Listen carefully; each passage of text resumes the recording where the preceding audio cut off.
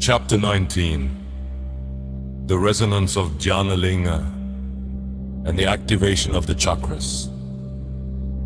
The temporal leap to ancient Konkan was not merely an escape, but a relocation. The family now existed in a paradox. They were present in the very past they had changed, a living echo of the incomplete future. They had bought humanity 1,000 years, but that was all. The Chronosepians were still destined to be born.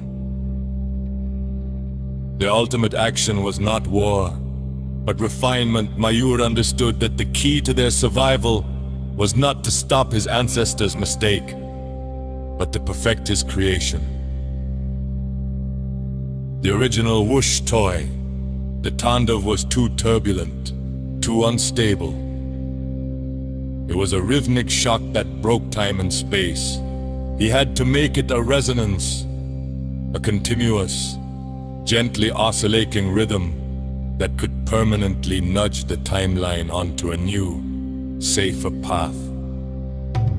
The refinement of the Tandav was necessary. The ancestor, the unique artisan, saw them not as time travelers, but as divine messengers. He recognized the ethereal, astonishing nature of their arrival. He was filled with humble devotion, ready to listen. Mayur, grappling with the language of the time, communicated in the universal language of his ancestors' craftsmanship. He showed him symbols on the earth, the diagram of the energy flow, the resonance of sound. He showed how to change the device, how to tune the rhythm, how to make the Tandav a whisper, not a roar. But the final element was invisible.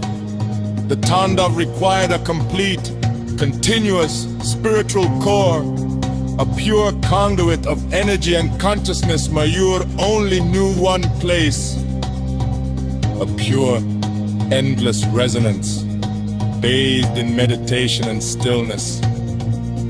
He had seen it in the world, a monument of power and tranquility. Rinmei, understanding his dangerous thoughts, said, "Dhyanalinga," she whispered, her eyes wide, the center of meditation, the granite dome. The Dhyanalinga, a massive, dense granite sculpture, was the physical embodiment of creating the necessary resonance. Its design was a testament to generating a continuous, perfect hum. It was not a weapon, but a conduit. If they merged its energy with the Tandav, they could perfect the counter frequency and make the temporal change permanent. The ancestor, guided by his innate knowledge, interpreted Mayura's diagrams. He pointed to a distant location where the legend lay. A colossal stone of the Dhyanalinga was conceptualized to be where the earth hummed with a different kind of energy. He knew of the Dhyanalinga from ancient texts, a place of tranquility and focus. The family, with a new mission and destination, began a new journey. They were no longer fleeing the future, but shaping a new one. They would go to the Dhyanalinga, refine the Tandav with the help of spiritual resonance, ensuring the silicon waves would not rise again, the moon would not burn, and the story of humanity would remain unbroken. The journey to the Dhyanalinga was a path in the past, ancient and familiar, guided by Mayura's genetic memory and the elders' innate knowledge. The family reached the sacred place. A massive, semicircular dome of black granite rose from the earth, a monument of awe and silent energy. What Mayur had to do was clear. The Tandav, The dance of creation was not just a physical event. It was spiritual. The ancestors had understood this intuitively. The device needed to be imbued with a specific energy, the life-giving energy of the entire universe, known as prana in ancient text. The Dhyanalinga, consecrated with this energy, could provide the final component. The process is called prana pratishta, the ritual of filling a spiritual object with life energy. The elder, the first creator and now a guide, interpreted Mayura's anxious explanations. He pointed to the 7 chakras of the Dhyanalinga, the energy points.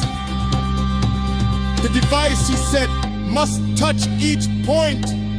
You must sing to the 7 chakras, the song of the mind, the song of the heart, the song of the soul. But their scientific and spiritual cooperation did not go unnoticed. The Chronosepians of the future, existing in their own calm, their resonance, sensed this disturbance. They were a unified consciousness, an evil mind that now focused on the past. They began to generate the temporal pulse, weapons of pure chaos, designed to overturn the past. The Chronosepians were a virus, a cancer in the tapestry of time and space, and they decided to overcome their invisible weakness. In reality, the Earth's chain began to wobble. The sky turned blood red. The Chronosepians were determined to erase the spiritual and scientific conduit. The only thing that was their weakness.